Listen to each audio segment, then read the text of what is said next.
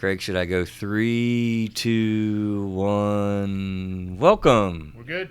To another edition of Through a Therapist's Eyes. Craig made me do the intro there, man. I figured I'd go back to how you did it before. You like that, did you?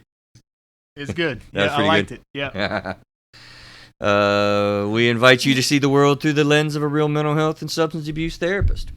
Knowing that this is not the delivery of therapy services in any way. Craig Graves and Chris Gazdick, we have a guest that we're going to invite onto this show here in a little bit. I'm excited about this particular episode, man. It's going to be a good one. We've got 3 guests, actually. That's true. We do. We'll explain that in just a moment. The human emotional experience. Let's figure this thing out together, shall we? Craig, we have the sponsor of, what is it? Reality. Right? Reality. Yes. Reality in reality. Matthew Hanks Group. Hanks Realty Group. All right. His website is, do you remember? HanksRealtyGroup.com. Matthew at HanksRealtyGroup.com is his email. We like Matt. He does a great job in the Gaston County area and stuff, right? Metrolina Psychotherapy Associates. You got the phone number now, right? I don't. Oh, man. That's the thing about this digital age. You don't have to remember phone numbers anymore. This is true. Yeah. The area code, you got that? 704. There you go. 461. 461. Oh! That's it. That's all I got. You too. That's all I got. 461-8253 is their phone number. Call them for Metrolina Psychotherapy Associates, working with children, adolescents, adults, marital counseling, and everything in between. So, Craig, I'm excited. You're right. We got 3 guests. Well, are we guests? 5 people, 3 guests? 3 guests. All right. Bob, Joy, and Mr. John Pope. He is one of us at Metrolina Psychotherapy Associates. And I'm glad to be. Awesome, man. So, Joy, you are the expert here today, I believe. Does that well, sound? Bob is actually the expert, but he lets me come. Gotcha. We are talking about service animals, and I'm so glad you agreed to join us on the show because honestly, it's not something. There's been a few shows lately, I guess, Craig. Honestly, that I don't know much about. I'm gonna admit that right from the get-go. So that's why I say, the definition of expert. Have you ever heard that? No, I have not. John, you know what an expert is? No, I don't. Okay, so an expert is anybody who knows one more thing than everyone else in the room. Like that. That would be Bob. That would be Bob. And Bob is? Why don't you tell us who Bob is? Bob is a 5.5-year-old rough coat collie, like Lassie. And just before I was matched with him, I told my husband, we were on the waiting list for a standard poodle, and I said, I'll never have another long-haired dog. Well, we got a long-haired rough coat collie, and the dust mop is our friend, but he is a wonderful dog. He's much smarter than anybody else in the room. And he knows he is comfortable in his knowledge base. Yes. So, but he has changed my life. Yeah. I was essentially a shut-in for 12 years, 11 years, 12 years before I got Bob. And I'm back on the road because he gives me 4 minutes warning when I'm going to have a difficulty. I have time to get off the road and park and get all situated. Oh, my. Before I have a difficulty. I'm having fewer and fewer of them as I grow older. But he's great. He helps me with mobility. He helps me get in and out of chairs. He helps me in every way. Yeah, I'm looking so forward to getting into some of those details because it's honestly, it's amazing to me that our feline friends, I guess we could say, that dogs can do so much. So you just said a few things there. We're gonna hit these things a lot because that's fascinating to me how that can be. Especially you, Mr. Pope, John. You're gonna have to lean up a little bit in the microphone if that's comfortable to help us to hear you. I know you're like laid back all the way back here. Well, that's how I do therapy. He's a laid-back dude. Laid back. Yeah. So, Joy, introduce us a little bit. Let's get to know who you are to get a sense of what's kind of going on for you. Where you come from, what you do for fun. Who is Joy Pope? Well, John and I both grew up in Bradenton, Florida. Oh, cool. And went to the same high school. My sister was in homeroom with John for 4 years. Oh my gosh. And my mom was the church secretary and knew John for years. And I never met him until I was 20 years old. And on I my was way, much older. thank you, dear. And I was on my way into town from college and stopped to let Mom know that my car had not died on the way home. And then it died. And so she said, well, the summer youth worker might be around. I'll go see if John can look at your car. And he knocked about 9 pounds of corrosion off my battery cables and started my car and asked me out, and that was in 1976. Nice. So it has been a long time. I studied theater arts and did my master's work at the National Shakespeare Conservatory in New York, which made me unequally gifted at selling dog food and Publix groceries and Burger King, but I did a lot of video work, commercial work, which enabled me to be at home most of the time and be able to do theater work, because theater work doesn't pay. So, No, you probably can't make that much money no. in the theater But realm. I had some soft tissue damage in a car accident when I was 16, and my first surgery in 76. Oh, wow. Okay.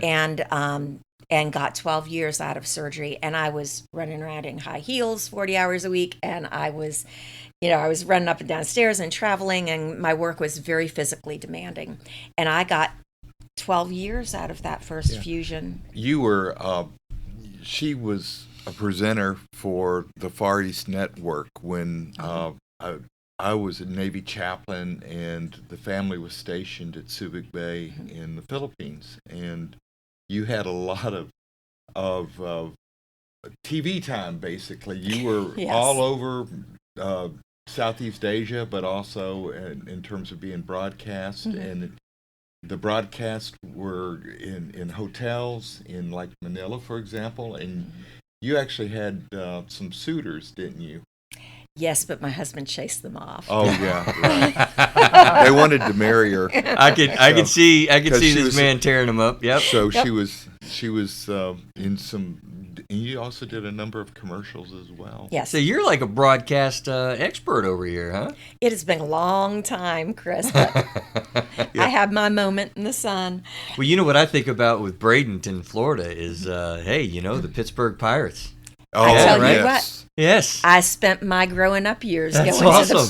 to spring training games. So you probably saw these guys come down in spring training, Dave Parker and Willie Stargell.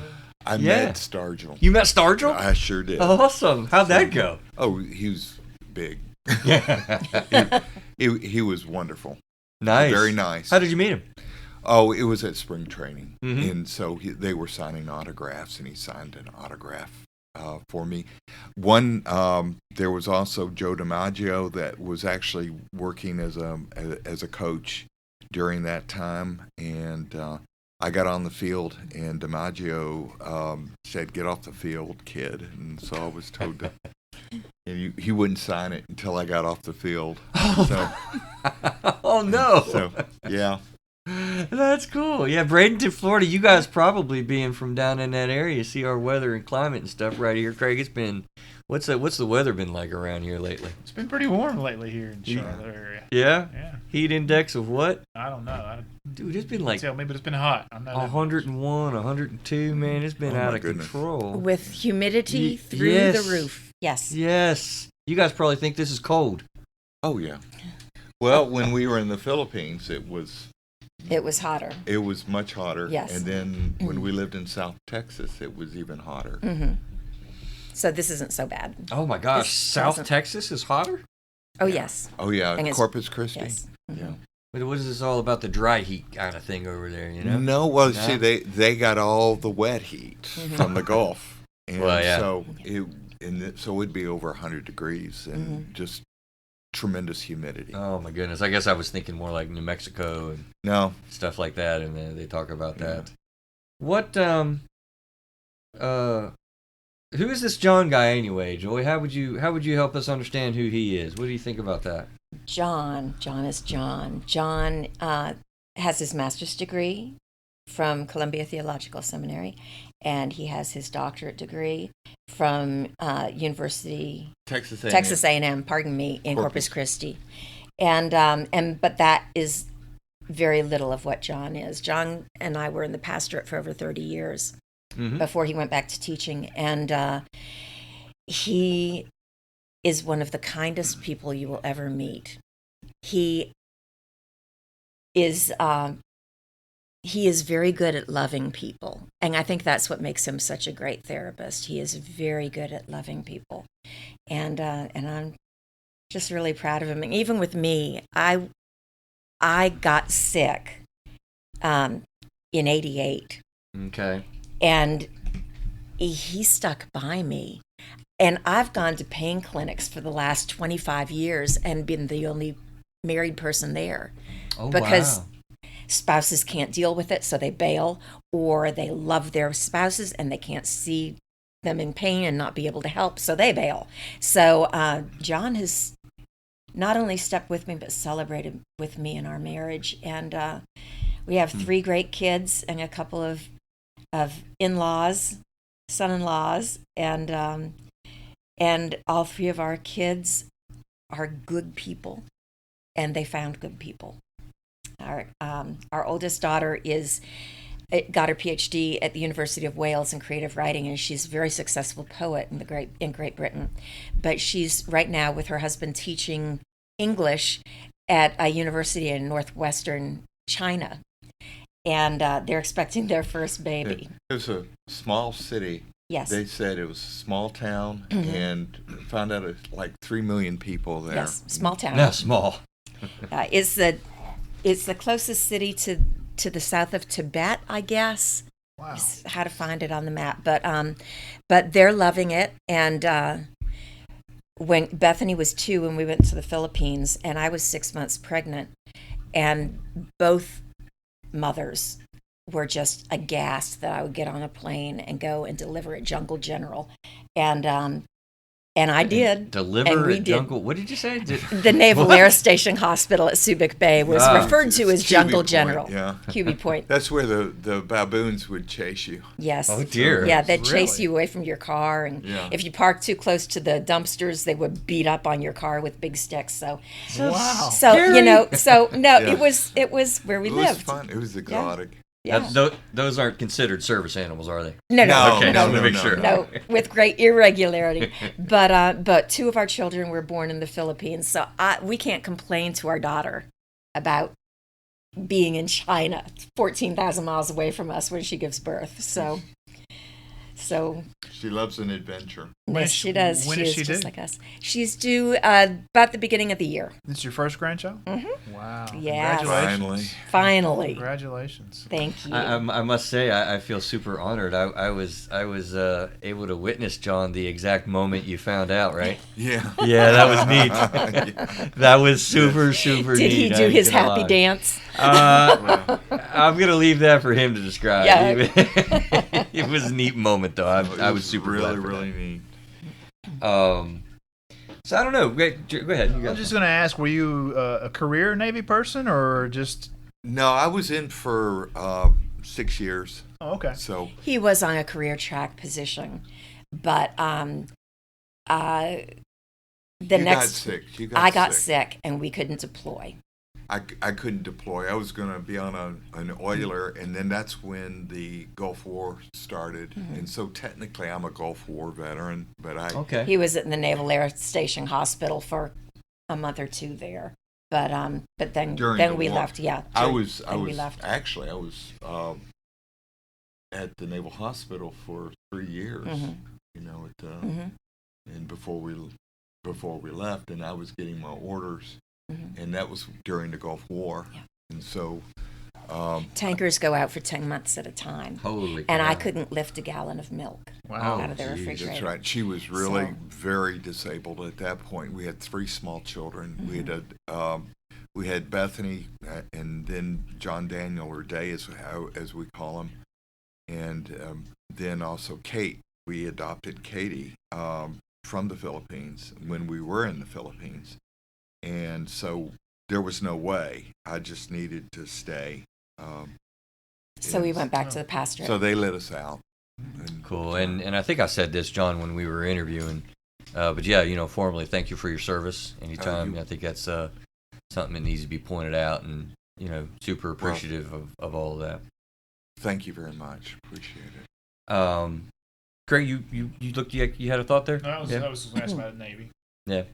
So let's kind of go into a little bit then, Joy. Like, what happened? What is the disability, or what's some of the physical stuff? I mean, I think kind of want to understand how Bob helps. But we got to understand like what happened. Well, as I said earlier, I got 12 years out of my first fusion. Yeah, and then you were 16 again, I guess, right? Well, I was 20 when I got my first surgery. Okay. And I got 12 good years out of that, but I only had 3 discs left at the base of my spine, and they all blew the last year we were in the Philippines. And when we got back, I had spinal fusions and failed spinal fusions and pedicle screws and blown pedicles and anterior fusions and redo. They opened her plates. Up front, right? And so for the anterior fusion, they kind took of out a gut rib. you like a fish. Oh gosh! Took the rib out. That sounds horrible. I know. She has and what happened was after all of that, she developed what's called chronic adhesive arachnoiditis. And she calls it the sticky spider disease, but it's the sheath that goes around the nerve. It's like the meninges, and then there's below that is the arachnoid process, and it looks like a spider web if you look at it under a microscope. Basically, what happens is it short circuits. And so the nerve, or the nerves itself, and the nerve sheath, and the is nerve in sheath spasm all the time. All the time. Okay. It's inflamed. Right. And so basically, what happens is it comes out of the nerve root, and it jumbles the signals, and so it goes down to her, let's say, to the tip of her toes. It causes searing and stabbing pain. It can also affect her blood pressure, which is kind of an interesting artifact of that, and causing her to fall a lot of times without any type of warning, except Bob, and he can pick up on it before Joy even is able to do that. So it's an interesting and devastating disease. How many times has she been told, "Oh, Mrs. Pope or Joy, I'm so sorry that you have this diagnosis"? By doctors. By doctors, right? Yeah. By doctors. Yeah. Because people don't get better from it. And the more extensive spinal surgery is carried out, the more people are affected by either the arachnoiditis or the adhesive arachnoiditis. And I think that's just because people in the 90s and the 2000s kind of, they did overkill with surgery. And it's not a malpractice kind of thing. It's a maloccurrence from surgery. It can happen to anybody. It can happen your first surgery. It can happen. So it's like they were your trying to 10th help or 11th. and do procedure and, Right. and did multiple procedures. Wasn't I guess, willful. Right. Right. No. Right. I always had good care. I just had a lousy outcome. And sometimes that's just what happens. Right. The first major surgery that you had in the 90s, you had to actually be turned on a striker frame, and you had to have, it was only nurses that were allowed to turn you at that time, and that you should have seen the bill after that. So I mean, it was, you were in for over a week. So basically, what it's cumulative. It's caused a lot of damage to her in her nervous system, and she has neuropathy, and mainly it's the nerve pain on a day-by-day basis. And it's I've never, they say, what's your pain level from 1 to 10? I've never experienced a tan. She has. Well, I haven't been conscious, but I throw up at a 9. What, right? And so everybody, I get so frustrated with those. What is your pain on a scale of 1 to 10? Because you and I can bond on that. Oh my goodness, please! But it increases exponentially in pain, in the level of pain with any activity. So I'm pretty much laying there on my back for 20, 21 hours a day, sometimes all day. And then I'm able to get up. I'm able to do my PT every day, which I do religiously, which has kept me out of the chair. But I do that, and I bathe and take care of the dogs and make John's breakfast. And some days that's all I do. Right. Wow. So Well, you do more than that. You do a lot more than that. But on some days. You're sweet. Some Yeah. days. Yeah. But I think that's so this has been something that's been ongoing for you for so long, and you're having to deal with that constant pain, and it can affect you in terms of emotions. It can increase your anxiety, and it can cause depression. And it's the chronic pain. You get in that chronic pain cycle. It's not addressed by opioids at all. Basically, just cuts it a little bit. Yes. But you have also a pump implanted in. I have an your infusion pump which is implanted in my abdomen, and it's like an indwelling IV. And there's a large bore catheter that goes around and right into the intrathecal space, which is right at your spine. And Sort it's of like inside an the dura. built-in epidural kind Built-in epidural kind of a thing. And I, for years, have been on a medication called ziconotide or Prialt. And it's a derivative of the from the Philippines, a sea slug. Yes, the neurotoxin of the sea slug, which is one of the worst neurotoxins on the planet. And it actually discombobulates your neurotransmitters so that I don't have as much pain. The modern day medicine, Craig. Can So- you imagine I tell sea you what. slug sludge being used as an epidural? That's what I heard. What Yeah. did you hear? Yeah. Same That's thing. pretty much it. So- Yeah. Pretty much it. But it has been a wonderful medication for me. But it's been hard to get, and Yes. that's something it's non-narcotic, and it's so she has to drive. All the way to Hendersonville. Now the thing is that because she has it now, before she got it, she could not go and drive 20 or 30 miles. She's able now to drive all the way to Hendersonville and back. So it's improved her life. That's right. So Now you get I drive over the day before and I see the doctor and then I drive back. So and then I'm pretty useless for a few days after that, but I'm able to do it. And for someone like me who has been so dependent on my husband for everything, every time I needed to go outside the house, it's just a real gift to me. Amazing freedom, right? Yeah, but there are only 1 or 2 pain management docs in the whole Charlotte metropolitan area that treat the intrathecal pumps. They don't do them. I was told by one doctor that they were a fad. Well, they might have been a fad, but They worked for you. It's a and we're not good talking a treatment placebo. program for me. No. Right. So, but none of the doctors here do them anymore. The closest one I have found, because 1 or 2 that are here don't take new patients anymore because they're kind of cutting back. The closest doctor is in Hendersonville, and Now- that's where I have to go. And so what I'm hearing, I mean, yeah, like that's a lot of setup for, you know, how a service animal can really clearly, I mean, particularly, maybe, I don't know if the mics were on yet or not, that you were kind of talking, well, I think the mics were on, you know, on what Bob is able to do. But I mean, before we transition to that, I mean, thank you for sharing that stuff is, you know, I actually want to do, I have a show idea of receiving a diagnosis, and so, dealing with the incredible emotional realities of what does this mean, the power of that.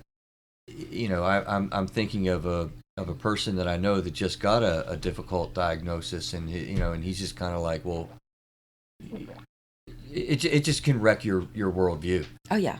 In an instant. It changes your life completely and forever. Right. It's a before and after life event. Yes. Oh yes. And so that creates, I guess, as you were talking, John, the depression and the anxieties and the worries and the the adjustments. And it sounds like you've had a lot of support, both with John and then with kids. I yes, suppose. We have good kids. Because that's an important piece. And we have an extended family. Yes, we do. That's been wonderful. Even though they don't live near, they've been very supportive. They're very present. So maybe we'll invite you back or deal with that on that topic, because we're talking about service dogs. So enters Bob. Who is Bob, and how does he fit into Bob, my to those sweet things? boy? He's sound asleep under the table, because when I get someplace and plant, like if we have lunch or something. Craig, why don't you give the goes scene to just sort of the description of what people can see without a camera with Bob, and how this room looks and whatever. You know what I mean? Like, where's Bob, and how does that Well, work? like Joyce said, he's laying there at the foot of her feet, asleep. Fine, sound asleep. Yeah. Yeah, he's not going anywhere. He's got a harness Yes. that he's wearing. Yes, his harness it's custom made. They have to make them, and they're like a U shape that goes over just behind his shoulder blades, and attaches underneath his armpits, and to that is attached a U-shaped bar that I use for mobility. It's almost like a cane handle, but and the bar sticks up. the bar on his sticks up about shoulders. 8 inches above his shoulders, and then I can hold on to that. He gets halfway up a step and waits for me to hoist up with him. He knows right and left. We get on an elevator, Better than and I me. say, come about, and he comes about and stands there and waits. And I get to the end of the corridor, and I said, left, Bob, and he goes left. And he will pick things. He doesn't like to do this, but he will pick up things that I drop. And He doesn't like doing that? He doesn't like picking. No, he doesn't pick things up very well, and and we don't pay him enough for that. That's awesome. But if I fall, he gives me, like I said, 3.5 or 4 minutes warning before my legs go out from under me, and my legs go out from under me I don't get dizzy, I don't see spots, my legs just are gone out from under me, and I drop. And so So wait a minute. He knows. He knows. Bob the dog knows that your legs, before you know it, with 3 to 4 minutes warning. Yes. That you're going to drop. Yes. So I can get someplace and sit down. I can find, a bottom shelf in the grocery store to sit on, or find someplace so that I'm sitting. So that you're not falling. So that I'm not falling. If I ignore him, John can talk to this, I tend to not take direction well. If I ignore him and I end up falling over, because it's my own fault, he lies across my chest to keep my blood pressure up. And then when I'm ready to be able to get up, he gets up and I climb up on him. He bears all my weight for me to get back up. When I'm in the chair, and I'm not in the chair so much just lately. See, that's how we know you're getting better. Yes, because I'm not in the chair. Nice. But he has a handle that clips onto the right hand side of his harness, and it's like a loop, so that I only have to boost the chair with my right hand. He covers the left. He'll get me up a ramp, and so he does a lot. Yeah. I cannot tell you what this dog means to me, and I'm a dog person. Right. I don't have to pick her up. Yes. I used to pick you up all the time. Yes, off the floor. Off the floor. It's Bob's job. Now I feel guilty when I see her fall, and I see her on the floor, and He Bob, ignores it. and she calls for Bob. She doesn't call for John.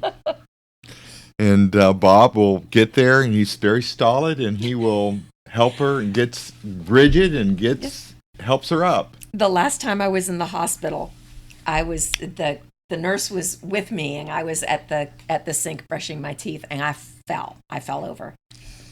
And Bob was right there, and John was kind of walking into the room with his computer, and he just kind of, oh, she fell over, and he sat down and opened his computer because we are so used to that in our lives. But it's Bob the dog's job. Yes. One downside to lovely granite countertops is that when you break your fall on them, they don't do your brain a lot of good. No, but, I would imagine not. But yes, I am stuck on this dog being able to. Yeah, I got to ask before I forget, before we move too far. But how does he know? How does he know? Who knows? Who knows? How does a narcotic smelling dog know? How does a dog know if somebody's got cancer? How does a diabetic's dog know when their blood pressure is going through the roof? So these are all examples of service animals. Just prescient service animals. Yes. Just what? Prescient.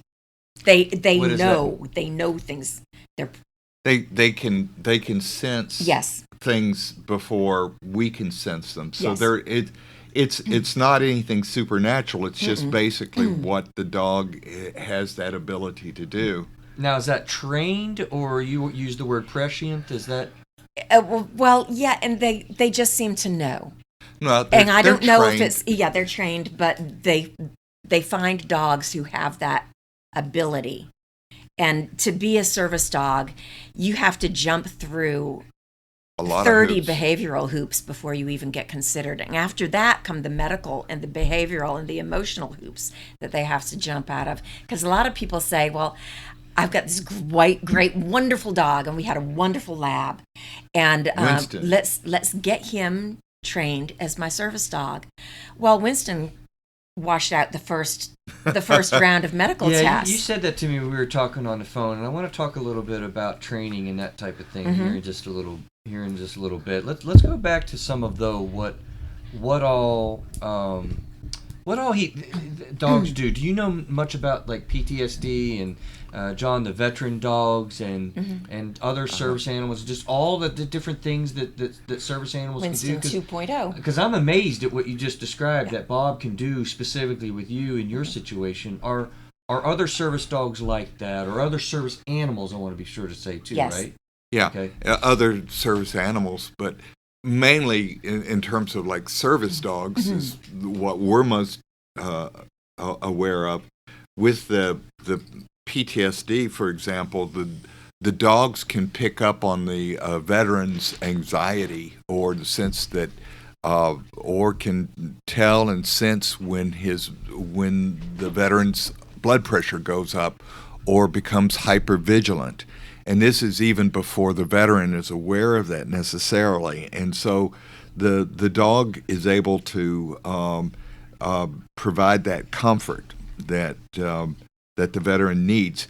Now, the thing is that, or if the veteran gets into a situation where his anxiety or her anxiety becomes so great that they may react, they may have a sense of a flashback or something of this sort, the dog is able to help de-escalate that and provide calming presence for the animal. Okay, yeah. By the way, too, if we need to take a break, sitting too long or any of that kind of thing happens, please, I forgot to say before the mics came on. But how many different types of animals are there to in the service animal arena, right? Obviously, we know dogs. Are there other types? What other types? I've heard of a service squirrel, but lizards and everything, lizards, right? all that. Really, it's, and I will say this. It may be controversial, but I think animals that are tuned into people's emotions, like the coevolution in terms of domesticated animals, you can see that. In other words, they can sense what the person is going through or is undergoing. And so you see that with horses, and you have equine therapy. There's a lot of that nowadays, yeah. Oh, definitely. We have in the Charlotte area, the greater Charlotte area. Yeah. You have several Oak farms or what's it called? oak farms providers. You could see it with any domesticated animal that has a relationship or can develop a relationship with humans, where that's very important. And so you would see that more with. I think you could actually see it with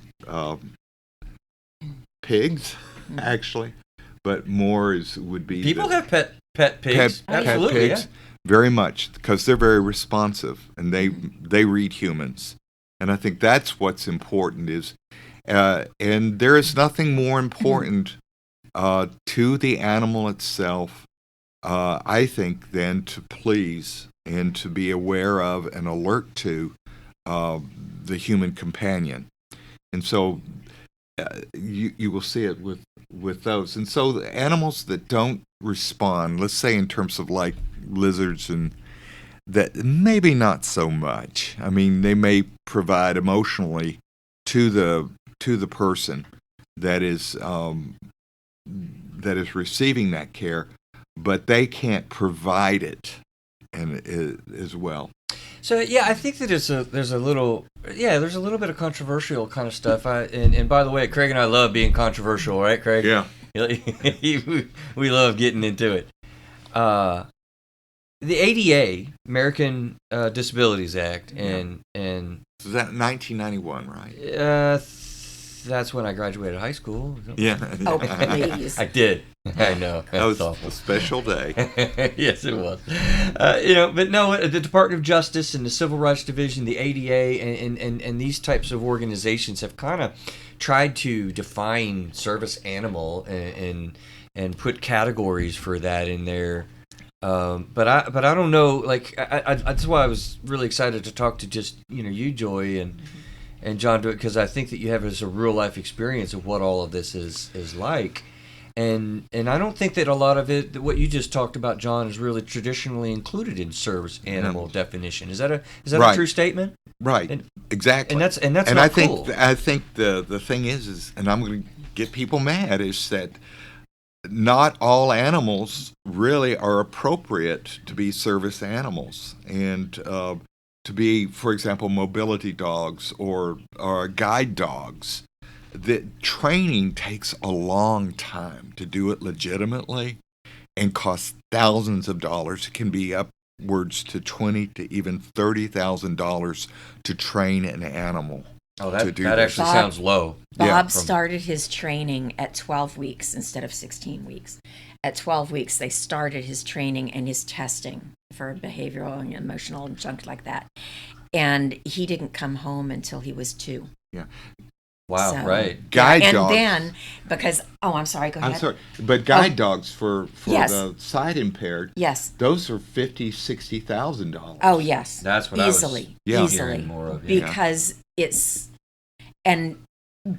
but if someone is out here who has a need for a service animal and is hearing $50,000 or $60,000, yes, they're like buying a good car, but there are grants and you can find money, and there are churches and people who will help you out. So if GoFundMe, you maybe? need GoFundMe.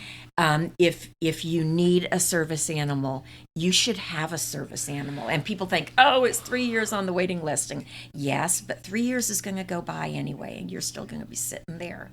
So that's the training.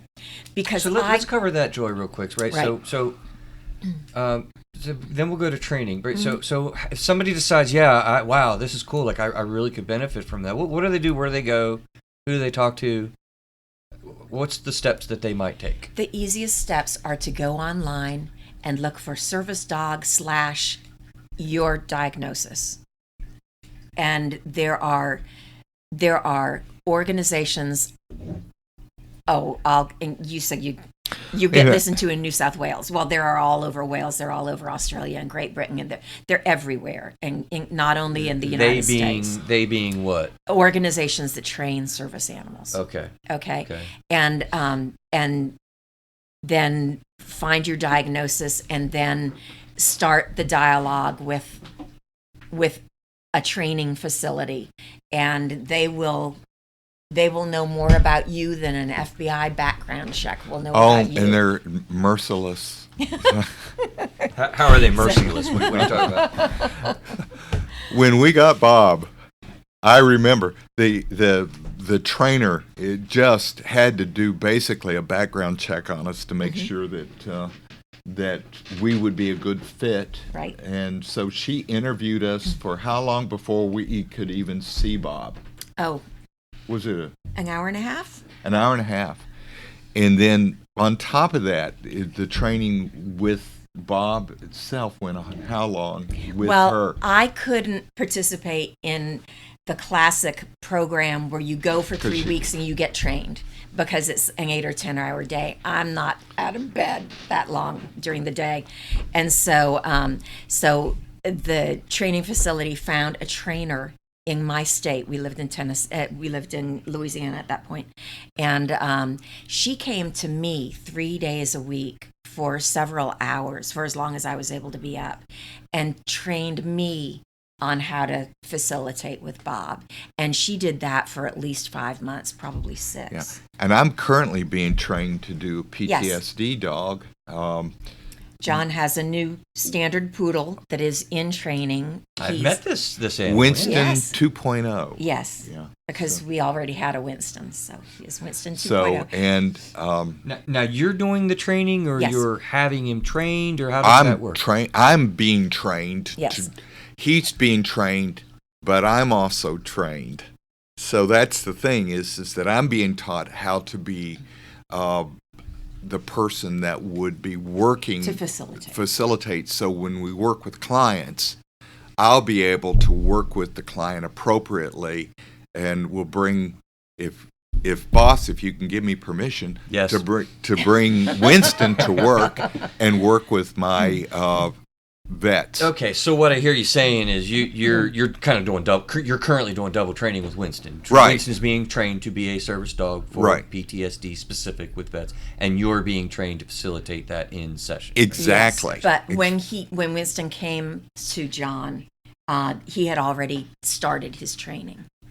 So And Winston's actually a Canadian dog. yes, he is. So John finished at church one Sunday and drove to Toledo. Toledo, Ohio, and met the head of the program, and drove back down the next And she day. came from Ontario. Yes. So I want to get to kind of some of the other highlights on. Particularly, I didn't talk to you before, John. Therapists signing letters and things. I want you to just think about that in the back of your head. But go ahead. Before we move on away from the training piece of that. No, I was wrong on it, but yeah. Oh, okay. Well, I just had a question. Excuse I thought me. you were moving to something different. Mm-hmm. So how did they train Bob to know that you're? I mean, obviously they didn't train him to know, but how does he know that that's something he needs to be aware of and pay attention to? When they were getting all of there's another dog in his litter is also a service dog, but for a different purpose. But when they were weaning out dogs who would not fit in the program, they were also testing them for emotional and behavioral and ability wise, and he tested really high empathetically, and that's how they figured that they could take him and begin his training to pre-alert. And that's the other thing is that when it's a service dog, it's an authentic service dog, and is that you're not allowed, if you're not the handler, if you're not the person that's receiving, let's say, this service for mobility, for Joy, for example, even though I live in the same house, I can't touch the dog. No. As long as the dog has its harness on, it cannot be a dog Yeah, it cannot be a pet. No, In no, and it's never really exactly a pet anyway, because there's always that air of professionalism, I guess. But when his harness is off, he can play with the other dog. He can play with John. He can have a good time. He can get jerky treats.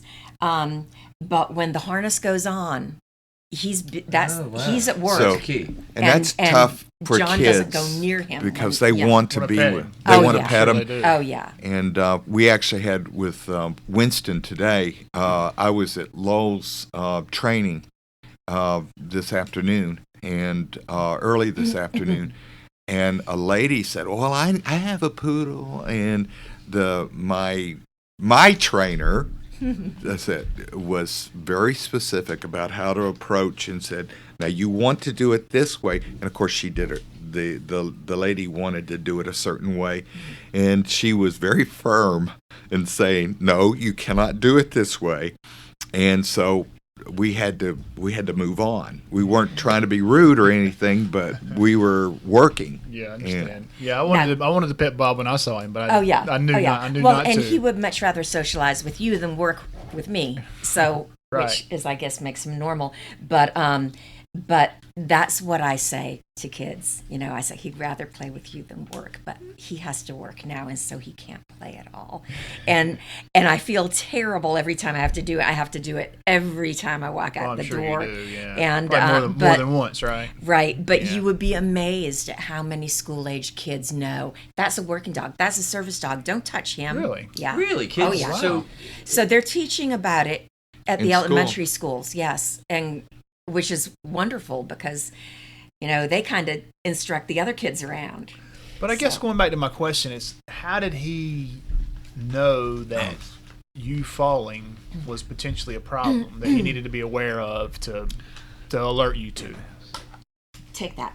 Okay, no, it's the well. I will answer the best I can, but it was Joy. Bob was. We were not the first people placed.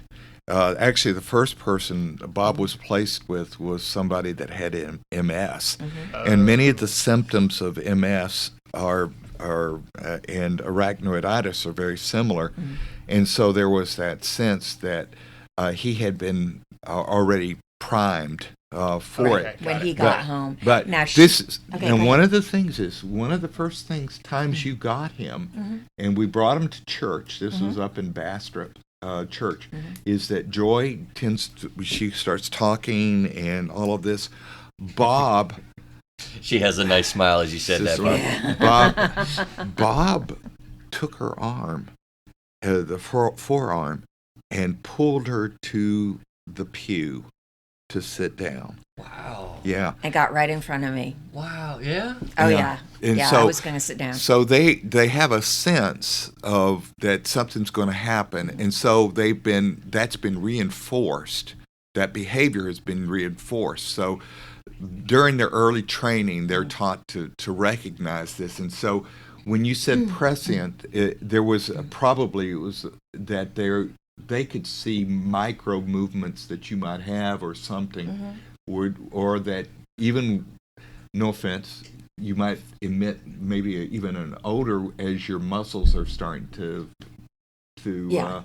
That might be some Clench. of what the dog is. Oh, yeah. able to Oh, pick yeah. up. And Picking up or on a a record. change of Wow. scent with a change of blood pressure, or with the diabetic dogs, that a different scent with when Or the blood blood sugar. sugar goes Yeah, up. that makes sense, right? Yeah. It does. It does. But So- they're amazing animals. Wow. Did And that he's answer been your Yeah, able- yeah, question? it definitely did. Thank you. Yeah, and I tell you, and that's a good time to kind of jump into. I don't know. I hate to do this but we'll come back to like feeling positive about things and whatnot, because, you know, one of the things that got me interested in this is as I said, John, I want to transition at some point to us as therapists. I want to help a lot of therapists out there writing letters, and I want to have dialogue with you about that. But Joy, how much you know? Clearly, you both know about the training and whatnot, and there's a lot of problems out there with this. Absolutely. There's a lot of fraud, and you know, Craig, you'll have on the show notes hopefully this article, you know, from the good old Gaston Gazette, right? Uh-huh. And they highlighted some of this, and the quote of the article is, "In lawless world of service dogs, families suffer," and like you said, thousands of dollars, are out there spent on these things. I mean, police dogs I know are $60,000, $70,000, $80,000 for their drug sniffing abilities and whatnot. But like, what can people do? What do you know about? You said a couple of times, John, authentic. What do we know about authenticity, training, and bad people out there with scamming tendencies, right? Well, it's a wild west, and that's part of it. And it's more true now that there's sense of lawlessness there. Anything goes, and you can just send off on the internet and say, "Well, I'm going to get a vest and a certificate for a dog," and that's the ones that are, or for a cat or any type of animal.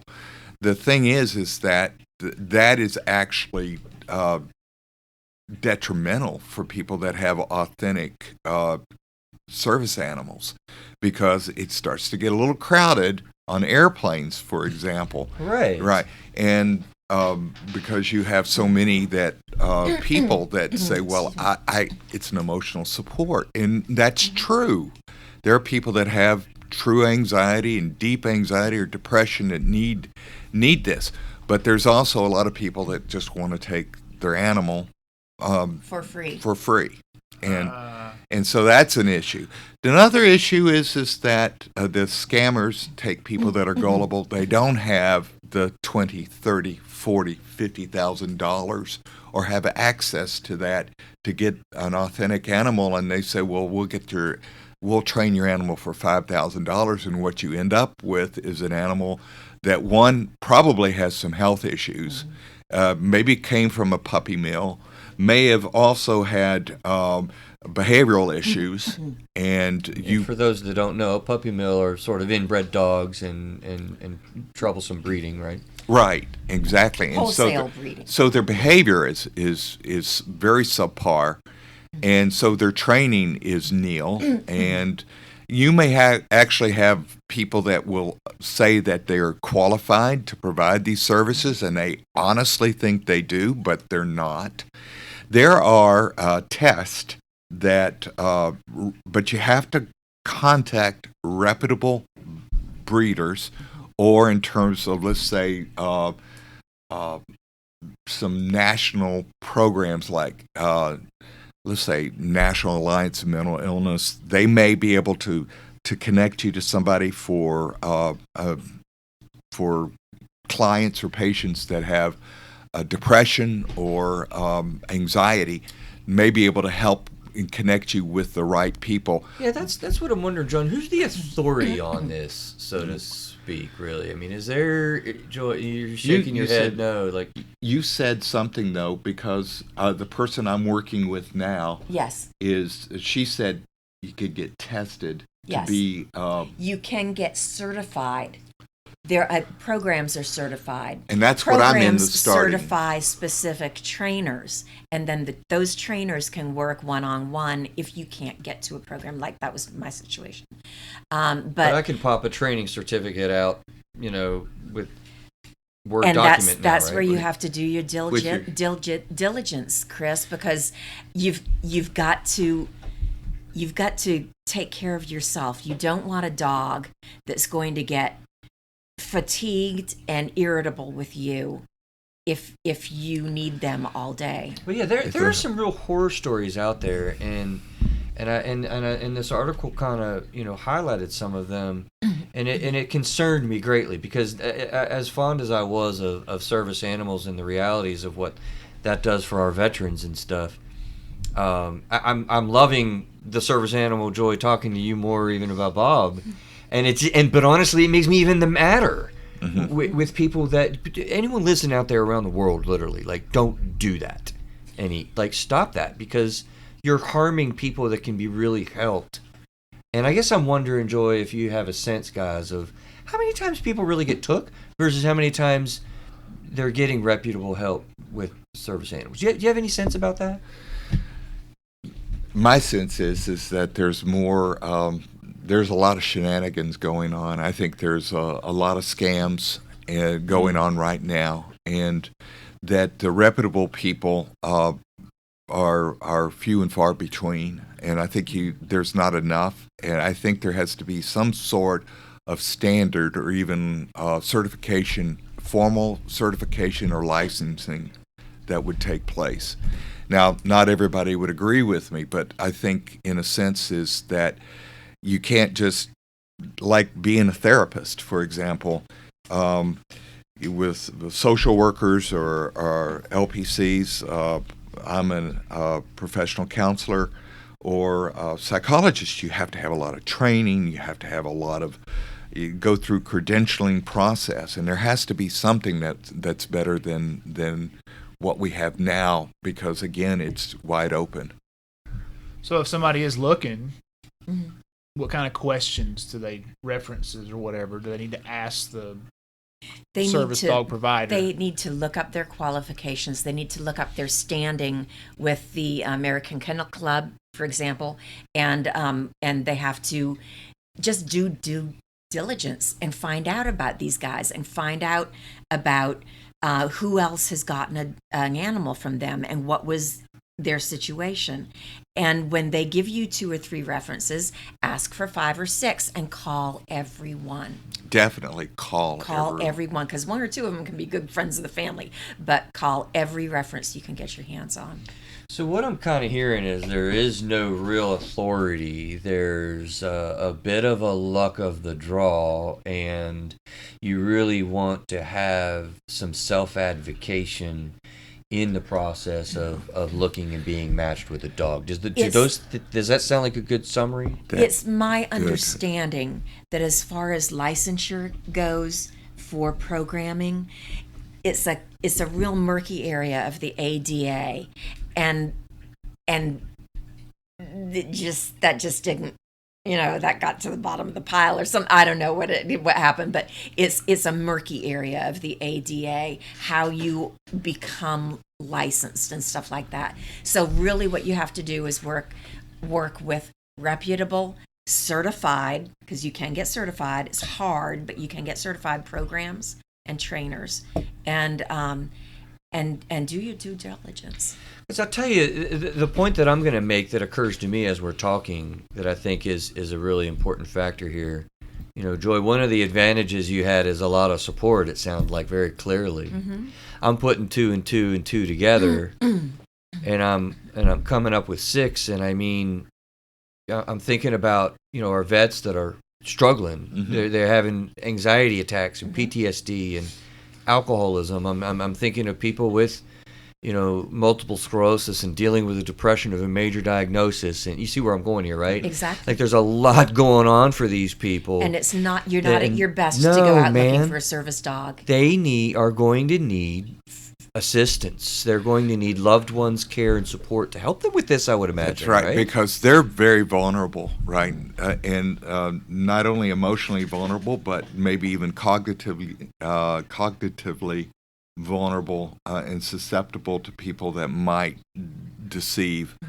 The thing, at least with the veterans, is that you can contact the Veterans Administration, and they actually have some leads and some programs that might be able to match the veterans. There may be an organization like Wounded Warriors, for example, that would be able to do this as well. And I'm blanking on an organization that actually intentionally works with service animals for veterans and to get them placed at very low cost or no cost. A lot of times veterans that are 70, 80, 100% disabled as a result of war injuries don't have the financial wherewithal. You get basically a small, it would be compensation each month, but it's not enough to live off of. And so, and they may not be able to do other work. Is that's not the Warrior Dog? Is it the Warrior Dog Foundation? I think so. Mike Ritlin, yes, ex-Navy SEAL who runs that. Mm-hmm. Yeah. Yes, I listen to his podcast. Yeah, he's a great guy. Yeah, and I'll tell you guys, if you would help us with any resources that you want to include, we'll put it on the website and show notes. So any websites or anything that you really feel motivated to help people and plug people into stuff, give it to us, and we'll make sure it gets onto our website and show notes to help people out. I will compile that this week. Yes. Cool. That's the thing, and I'm glad we got to blow some of the concerns out there about fraud and whatnot. And again, I want to kind of say to anybody who comes across anybody who's doing any kind of mischievous stuff with that, like, stop that, because it's really harming people. And I can tell you, just seeing your eyes light up when we started talking about Bob, I mean, Joy, it's just it's so beautiful and so helpful to see that connection and to just learn a little bit more about what it can do for you. You know, that's real. For anybody listening that has doubts about service animal legitimacy, or believes it's just all a bunch of hogwash and whatnot, like, I can look into your eyes and I have no belief that is even anywhere near reality. And I think also, not only does it help people that have severe anxiety or depression, but also could help bipolar clients with schizophrenia, with those symptoms, because it helps stabilize emotionally the clients. The service animals do, and they can respond. Right. Yeah. So, John, let's talk for a second. Have you've been doing therapy for a minute, right? Let's talk to all the therapists out there. Couple of days. Have you come across many of the requests? The letters for requests that we're asked to sign. I want to talk specifically to the therapists out there for just a second, because I've heard a lot of controversy in our field. Even like some will say, I ain't signing them. I'm not doing that. Or and other people are open to it. What do you know about that? What is your exposure to that? And what says you? I think you know your client, and you also know what their needs are. I think that, but there's also the client responsibility that they be upfront and straight with you about the issue. Are they really working? Is this animal really one that helps stabilize them? I have students. I have actually a couple of students that have a therapy dog. It's an emotional support dog. It is authentic for that student, and so we would. I would have no problem writing a letter on behalf of saying this dog would accompany the student or the client on a plane. I don't want to interrupt you, John, but Joy, I just got to ask. I'm dying to ask. What happened in the room is, Bob got up and Joy started interacting with Bob, and did he notice something? Is he aware of something? Like, what's going on? Roll. I get fatigued, and when I get fatigued, he cuts short his nap. So tell us what happened here. What just happened then? My pain levels are increasing rapidly because I've been out of bed for an hour and a half. So evidently he was dreaming sweet dreams, and I am uncomfortable, and so he woke up. Wow. And yes. He's checking you out right now, yes. And he's like, "Yo, what's up? I sensed your pain is a little bit more or significantly increased," you said. And he's popping up to say, "All right, what's up? We need to." What's he want to do? What's he want to do? On the road. So he's saying, "Let's go." He's saying, "Wrap it up, Chris." Yeah. He's saying, "Wrap it up, Chris." Wow. I'm John, the service dog, and I've learned over the years to notice that when she rocks back and forth, but even the timbre of her voice, and she'll start sounding a little more choppy. And more staccato. But yes. You are so wonderful. You have such a wonderful voice. And I want to get out of that one. My aphasia goes nutsy too when I'm getting tired, and I can always remember that word. So aphasia. Explain that to me. I got nothing on that. We will definitely wrap up then. Do we need to wrap up pretty quickly, or what do we need? I'm good for another few minutes. Okay, cool. Well, you do what you got to do for sure. But going back to writing the letter, yes, if you're not convinced as a therapist that this person authentically needs it, don't write it, because that's going to take a space from somebody that may have issues, and authentically may have a mobility issue, may have emotional issue as well, mental health issue. So I would use discretion, and I think that's part of the art of being a therapist. Gotcha. Let me just do this before we lose you. If you got to leave real quick, Joy, I want to super thank you for being so super brave and absolutely courageous in sharing. And Or John, something. and we'll go on here for a little bit as you're able to, John or Craig, really.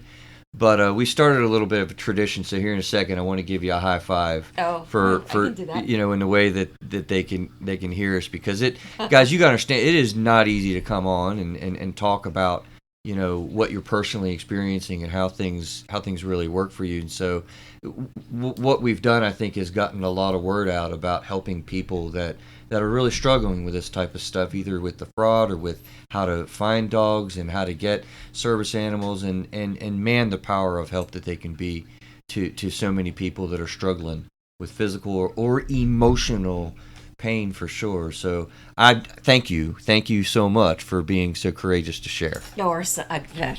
But thank you for having me on. I appreciate it, and you two guys are great. Here's our high five loud. Yep. All right, nicely done. Yes.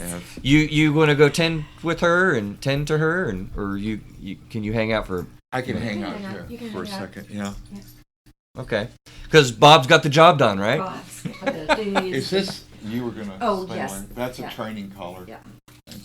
Thank you, Joy. Thank you. Pleasure to Bye-bye. meet You take care. So, John, as I was saying there, I want to give therapists confidence, in being able to write those letters, Right. to deal with, like I don't think I really understand just being unwilling to write letters arbitrarily. And maybe I'm going to get controversial with saying this and upset people, but Craig, you love controversy, right? Hey, man, we'll take it. Maybe I'm projecting. I don't think it's necessary to just across the board say I'm not signing these things and doing that. No, I think that might not be good practice as a therapist, Right? because you're not taking what's best for your client, and this may keep the client. If you say you're not going to write this letter, the client may not get to travel with an animal that is actually authentically providing that comfort and that therapy. Yeah. So I think sometimes therapists are kind of afraid to take a stand. We don't want to be on a court bench, Right. making a statement in a legislative process. We don't want to be, an authority on even a diagnosis sometimes, right? Particularly younger therapists. It's an intimidating. I mean, you're putting your credentials out there, right? You're putting your reputation, so to speak. I think therapists can feel. Can you speak to that? Like, what let's help people have courage about that. Like, it really is okay to make a statement. You can have a dog in an apartment. You're right. As a therapy support animal. Exactly, because otherwise, with your credentials, even though you're not a licensed whatever service animal professional or whatever, right? Right. In other words, if it helps the client be able to be independent, to be able to have a meaningful and fulfilling life, to be able to develop social connections, then I think that is perfectly legitimate. You don't have to spend the thousands of dollars to have a very specialized animal like Bob the dog, the super dog, or other dogs that, let's say, that have specific training, like guide dogs. You can also have a dog that would help someone that has some social anxiety and would be very helpful for the person, and even to bring that dog to workplaces. So I don't have an issue with that. I think you can write letters for that. Yeah.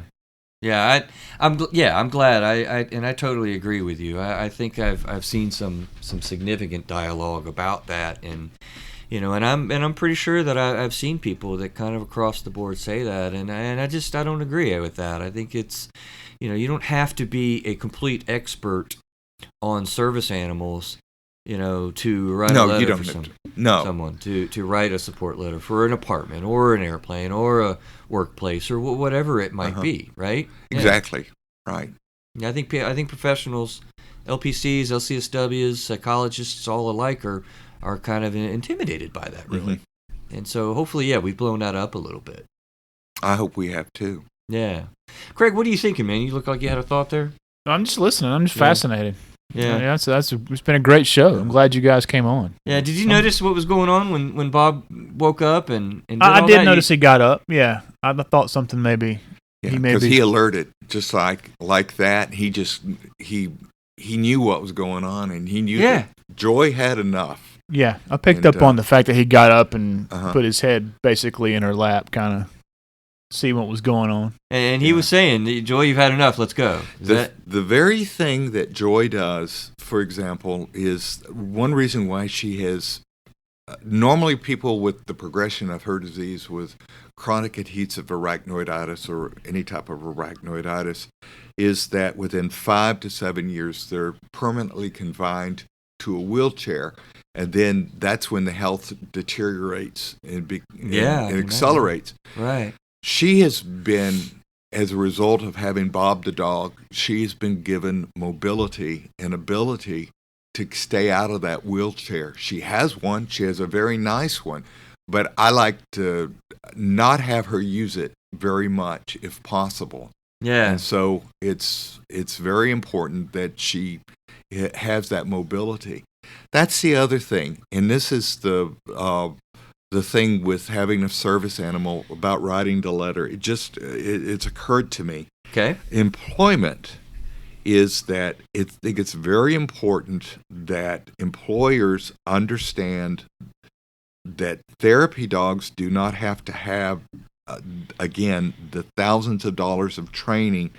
It's for a specific condition. For example, if someone has PTSD, it's going to cost more. If someone has anxiety or depression, it's going to cost less for that training. That doesn't mean that their training is any less important. It's for the animal. Important, or do you mean valid? Or valid. Valid, yeah. Right, valid. So from an employer's perspective, I think you get more productivity out of an employee if that person is not having to deal with that anxiety that may be overcoming them at their workplace. Oh, no doubt about that. Yeah. Well, it's funny that you take that. Thank you for that, John. Yeah, back. So years ago when I was in college, when did the ADA really get active and activated? I guess throughout your career. Do you know when the ADA really became? 1991. So it was 91. That's what when you said earlier. When you graduated yeah. from high school. Yeah, I thought so because when I was. I'm a lot older than that. I feel old, John, and I love you for that, man. Listen, they really became active and validating previous to that complete ignorance about what disabilities really were. I mean, the history of disabilities in our country is not very bright. They were brandished as retarded, as disabled, as unworthy people. I mean, you remember back in the days, the 50s and 40s. Remember.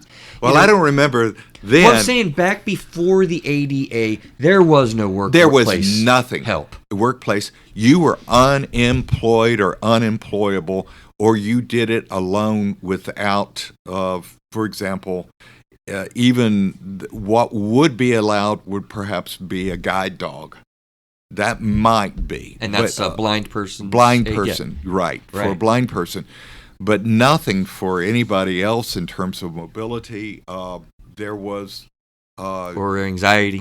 For anxiety. I mean, just remember what it was like when there were no wheelchair ramps. Right. Or anything of this sort that would make accessibility for using restrooms. Who could use facilities? They were very limited. And so the ADA has been a wonderful ruling, not just for folks in wheelchairs, but also for people that may be dealing with serious mental illness. Yeah, autism, autism. Down syndrome, the list goes on. But my point is that, yeah, your point in the work environment, since the ADA came kind of around, and now more so picking up momentum, yeah, they're very productive workers. But we still, and they're workers that are actually going to go, in my sense, they're the first there to work and the last to leave. And I think that's the sense of the responsibility, because they are very much aware of the need to produce. Well, keep in mind, listen, we're talking about a lot of veterans here. Yeah. Right? We're talking about a lot of veterans. And you got those skills, because you've been injured, those skills do not leave you. No, they do not, yeah. Right?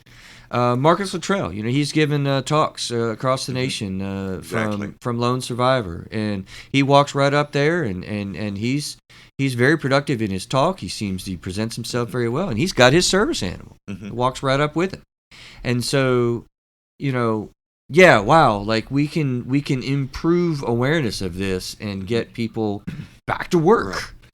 Now, I'm going to say this is that there is a lot of improvement that employers need to do and facilities. I think we have at the front of our building, it says service animals welcome. Yeah, I saw that. That's good. That doesn't mean that that every animal is welcome. We have to do that, but you also don't discriminate. And we have had, Joy has experienced discrimination because my wife doesn't look she could come in and not look like she's going to fall over any minute. Well, when she walked in here, but when she left, different story. Exactly, that was a different story. And so somebody says, well, is that a service animal? And this animal has a harness on. And she's leaning on it. And yet she's been asked to leave before. Wow, really? In establishments? In establishments, in a couple of restaurants, in fact. That's ridiculous, wow. man. I would err on the side of caution if I were running a business and somebody had a service animal in there. Particularly or an animal. As obvious as that is. That's obvious. I mean, dang. Really? You can see that, yes. And you wouldn't expect it, but it occurs at least once or twice a year. Used to happen a lot more when we first got Bob the dog, and that was 3 years ago, so it wasn't that long ago. So you've had him for 3 years? We've had him for over 3 years. And how old is Bob? Bob is 5.5 years. Oh, so we've got another 5.5 years of life. That's what just clipped into my head. Yeah, how cool. So wow. They actually use Great Danes, for example, for some mobility dogs. Well, Great Danes' lifespans are 7-8 years at the most. And right. So it's a very short period of being able to provide service for. Now, with dogs like Great Danes, John, do you have a knowledge of them having aggression problems and whatnot? Like, if dogs aren't trained super well, if they get defensive of their person, can they attack? Or yes. Are there real concerns with that? And that's why temperament is very important, and it's all the more important with animals that may not seem like they're traditional service animals. Yeah, because what just occurred to me as you were saying that, I mean, there are also people that have nothing to do with service dogs, and they're sitting in a restaurant and they see a Great Dane come in the restaurant, they're gonna have a panic attack and freak out because they're like, well, we don't there's a lot of panic attack. Right? So how do you manage that differential? I guess know. It just occurred to me, right? Yeah, that occurred to me too. I think, and you don't get that with poodles and standard poodles, and you don't get that with collies, right? Or labs, because culturally, we're those are very traditionally welcoming dogs. There could be pit bulls that could actually be very good service Oh my animals. gosh! What? So yes, what? Some of the temperament. The pit bull has a bad name, right? I mean, they aren't really as bad as. It's been the reputation is that when they're trained, a lot of times they're trained for aggression, but it doesn't have to be that way. It's a stereotype, right? Stereotype. A lot of good pit bulls out there. There are, but the thing is that the breed is, in a sense, been ruined Right. by evil owners. I'll call them evil. Right. Well, that's what I was going to say, and I mean, honestly, some Great Danes and because you got my brain thinking about this. Mastiffs could. Yeah, possibly. bull mastiffs. Oh my gosh, I had one in college that lived in front of us, and there was amazing animals. But is it not true to say that some breeds of animals do not tend to have the temperament? I would be nervous about a Great Dane in a restaurant as a service animal. That's why they have to be chosen at a very early age, and with their litter. Why they're still in the litter. The other thing is that you could get animals that are very good for this. This would be any type of golden retrievers. Retrievers generally are very, very good. Labs, any type of labs. Newfoundlands could be very good. Dogs that are herding dogs and shepherd dogs would be very, very good because they're going to herd or shepherd, like a German shepherd. German shepherd. Also, a Great Pyrenees would be very good. Any type of like a border collie, an Australian. Those dogs would be very good. What's the military dogs? Is it the Belgian Malamute? Is that how you say that? They look like German shepherds. They do, and they're a related breed. And yes, and Alsatians would be very good. And those again look like German shepherds. Yes. So. It just occurred to me. I know we need to wrap up, Craig, probably right soon, somewhat. If anyone's listening out there, I fully recognize I am not very knowledgeable about service animals. I said that from the get-go, and I'm not trying to, just qualify ignorance. I was excited about doing this because I want to learn and get, aware of that. So, John, I appreciate your expertise on that in what you're talking about. But anyone's listening out there knows a lot and hears anything and thinks we've said anything wrong or has any questions about stuff. Let me know. Yeah, get to us. You put a post on the show. I mean, get me a direct email, contact at throughtherapisteyes.com. We'll put some corrections on the website, anything, because we need to get word out about this. I'm convinced of that. And I want to get rid of the stereotypes, too, because I think one of the things that for therapists is that we need to be willing to be able to advocate for our clients. And I know that we could be a little touchy about that or antsy about... Antsy's probably a good word, John, yeah. But I think what we do is what is best for our clients' health and wholeness. I'm a counselor, so I'm all about wellness. Absolutely. I was going to ask one more question about Bob. You said he had 5 years more of service left. So as he reaches the end of that 5 years, will you guys start looking for training a new animal to come on board? I'm training it. Hopefully I'll be able to, by that time, Joy and I will be able to train the dog. And be able to do that. Awesome. But be able to choose and be certified. So I have to go through a process, and I say have to, but I will willingly and happily do that to do that. So I was going to ask you that earlier. I thought you said you were being trained to become a trainer. So that's... I'm being trained to become a trainer for PTSD dogs. Dogs, got it. For veterans. Got it. And perhaps even do it for anxiety and for depression as well, because there's an overlap of those. Or for people with traumatic brain injuries, and which is an overlap again with post-concussive syndrome and PTSD. Those are a cluster of symptoms that kind of overlap with veterans. Fascinating. But not just veterans, but for, let's say, women that have had sexual assault, for example. Right. Well, the applications, John, are just very profound for this. I mean, anybody that's had concussion issues, ex-football players, traumatic brain injury, you just said. I mean, that kind of extends to a lot of different, domains. I'm thinking fetal alcohol syndrome babies and blue babies that have had oxygen deprivation, right? Right, exactly. There's a lot of applications for this that maybe we're just beginning to understand. Mm-hmm. Right? Where do you see us going forward in the field with service or animal arena? Like where are we going, do you think?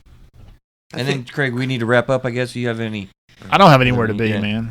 Well, I think this is a wide open area. I think now, because I have my doctorate in counselor education and supervision, I was always taught to always think of future research. But I think you can do both qualitative and quantitative research in this field, where there would be that interaction of being able to actually determine which animals are best suited for this, how to determine that, and which which people would be good matches. In other words, what is some of the emotional and psychological makeup of people that would use service animals. And so that could be I think that would be a wide open field. And so you would do perhaps some research, doctoral research or master's level research that would be able to help determine that. And then perhaps do a pilot study and actually, and so one is maybe to do see, you got me thinking. Yeah, man. I'm also a professor, so and so I'm thinking about research possibilities. I love you, researchers, man. I've said that on the show multiple times. I just can't get into doing it, but I love people that do it. Oh, you'd be very good. I think we could pick your brain and do some research topics that. Let's get some projects going, John. Good. So let's get some projects going. So you're a little freewheeling there, a little bit, but so I think that's a big area. Is again like equine therapy, and being able to do this in an area where you could cut down the training time, for example, make it more cost effective with less time, and also breed for intelligence for animals that they could be more alert, as Bob the dog is. Well, John, let's begin to wrap up a little bit with, if you'd be willing, your personal experience of kind of watching Joy go through this. I didn't realize that it was as new, having Bob the dog be such a support for Joy. I mean, what has been your perspective in watching that progress? And I have my wife back. I have my wife back. Wow. And so when she talks about staying in bed 22 hours a day, that was old Joy. New Joy has been able to get up, and she knows that she's not going to fall necessarily, that Bob will be able to tell her that she will confidence and give her some of that confidence, and not have her stay at home all the time, because that was part of the problem, is that she was so confined to home. I did all the shopping. I did all the activities that would where I would see people and come back, and I would tell her about things. And I'm a typical guy, so she'll ask me, "How's your day?" I'd grunt and do that. She's got a life now where she has her own ability to go. She can relate again. It can relate again, and so she knows exactly. And getting back into church and other activities, to be even able to think about doing her acting again. But she would do her plays she would do her acting with Bob the dog, who would sense, and that would be part of the show, for example, where Bob, if she starts to fall, Bob the dog would help her. And so, wow, right. So you have your wife back, and she has her, life back. Yeah, that's awesome. A lot awesome. more than it was. That's powerful. That's awesome. And so that has enriched our relationship and our marriage. And now that our kids are gone, we're free at last. I'm just joking, but it was tough on our kids. Absolutely, that was the next question. I mean, because they had to do a lot of the things that Bob the dog does now. Yeah, he's on the duty, and so nobody else is. Yeah. I mean, I'm shocked right now that we're still talking. Yeah, I thought for sure. I was like, well, if you got to, what you got to do, you go. I couldn't have done that 5 years ago. You're still here. Yeah, we would have been talking about it, and I thought you would have gone too. Yeah, Yeah. Now, if I want to leave, I'll say, Joy, we got to go. You're starting to rock. Yeah, we need I to don't go. have to do that anymore. Yeah, So I don't okay. have to I got it. disassemble. Yeah, So, I got you. It's fantastic. It's so nice. John, you have any other thoughts or questions for? No, I was just going to say, man, you guys were great over there holding hands and Yeah. talking sweetness to each other. Yeah, and I just That was I just, awesome. I just thank you again as well, John. Like we were talking with Joy. I mean, to be willing to come on and talk about your personal experiences with. I mean, you're a counselor. You're 2 doors down from me. We do the same thing, and you know.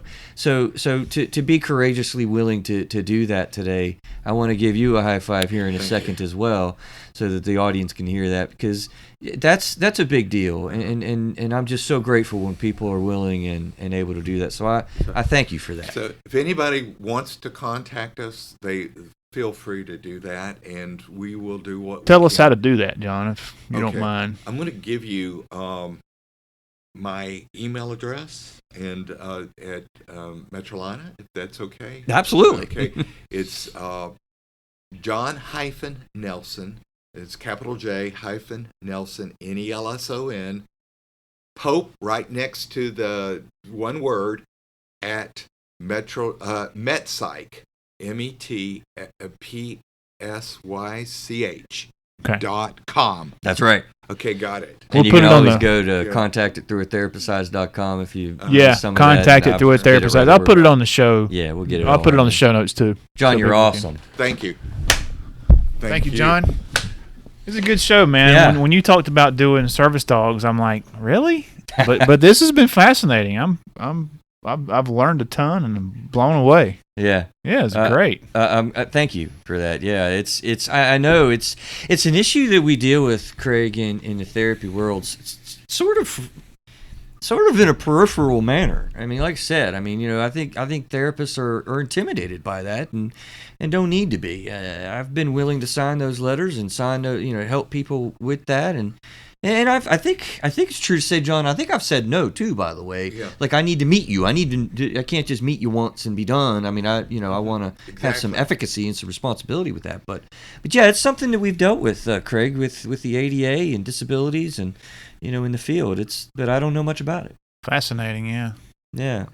So why don't you take us out of here? And I'm not going to tell you where we're going next because you don't know, do you? Yeah, you don't know. The summer's been crazy. Yeah. Yeah, folks, through therapistized.com is where you can find out more about the show. This is our 50th show. This is the big 5-0. Holy cow! Yeah, 5-0 for us. How about that, John? Yeah. Outstanding.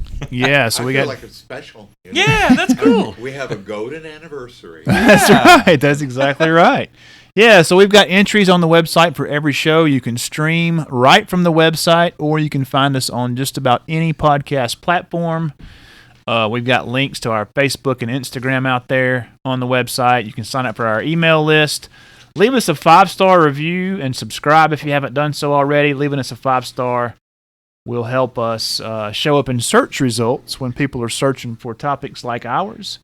And we are passionate about getting the word out about mental health and mental health issues, and you can help us do that. Dang, I had something else, and I can't remember what it was. Contact at throughatherapisteyes.com. You can use that to contact us. There's also a contact us form on the website where you can book, send book stuff. Where you can send anonymously. I'm sorry? The book stuff. What about it? Book giveaways. No, we've already done that. I can't think of it. It'll come back to you, man. I hope you guys have a great week, and I guess we'll see you in about... Well, no, we'll see him before 7 days with the short, right? On Mondays, and then shows out on Wednesdays. Yeah, look for those shorts on Mondays, and I remember what it was. Tell your friends if you're listening and enjoying it. Word of mouth is the best way. Yes, you can do the ... and send an episode to a buddy. Guys, you have a great week. We'll see you soon.